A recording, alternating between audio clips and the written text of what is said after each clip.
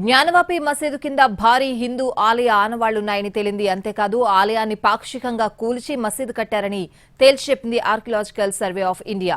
ఇటీవల మసీదులో సర్వే చేసిన ఏఎస్ఐ కోర్టు ఆదేశాల మేరకు తమ నివేదికను హిందూ ముస్లిం పక్షాలకు అందజేసింది. జ్ఞానవాపి మసీద్, కాశీ విశ్వనాథుని ఆలయ వివాదంపై కీలక పరిణామం చోటు చేసుకుంది. భారీ హిందూ ఆలయాన్ని కూల్చి మసీదు నిర్మించారని archaeological survey of India ASI నిర్ధారించింది. మసీదులో ఆలయానికి సంబంధించిన అనేక ఆనవాళ్లు ఉన్నాయని తెలిపింది. తన 800 పేజీలకు పైగా గల నివేదికలో అనేక ముఖ్యమైన అంశాలను ప్రస్తావించింది.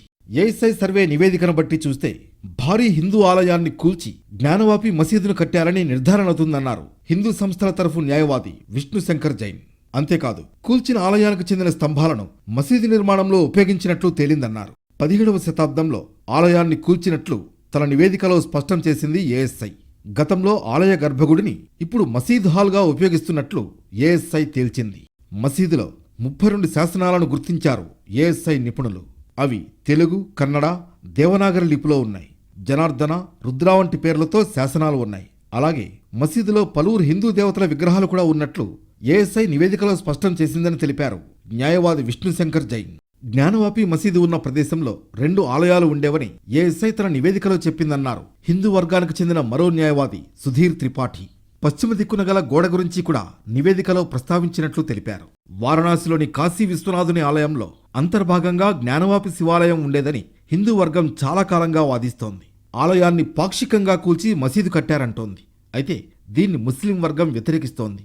ఈ అంశంపై ఇరుపక్షాల మధ్య వారణాసి కోర్టులో కేసు నడుస్తోంది. ఈ క్రమంలో కోర్టు ఆదేశాల మేరకు మసీదులో వీడియో సర్వే జరిగింది. వాజుఖానా బావిలో శివలింగం వంటి ఆకారం బయటపడింది. అది శివలింగమే అని హిందూ పక్షం వాదిస్తోంది. కాదు, ఫౌంటైన్ అంటోంది ముస్లిం వర్గం. ఈ పరిస్థితుల్లో కోర్టు ఆదేశాల మేరకు వాజుఖానా బావి ఉన్న ప్రాంతానికి ఎవరూ వెళ్లకుండా సీజ్ చేశారు అధికారులు.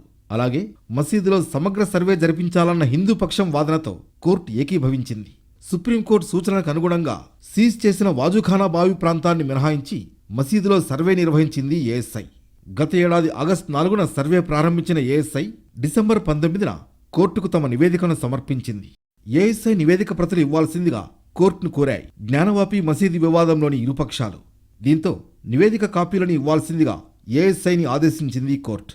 దీంతో 5 హిందూ వర్గం వారితో పాటు ఇంతజామియా మసీదు కమిటీ, కాశీ విశ్వనాథ ట్రస్ట్, యూపీ ప్రభుత్వం, chief secretary, home secretary, Varanasi జిల్లా మెజిస్ట్రేట్ నివేదిక ప్రతుల కోసం దరఖాస్తు చేశారు.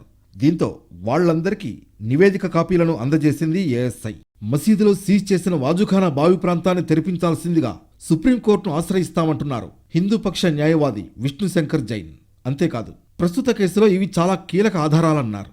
వీటి ఆధారంగా తొలుత వారణాసి కోర్టులోనే తమ వాదనలు వినిపిస్తామన్నారు.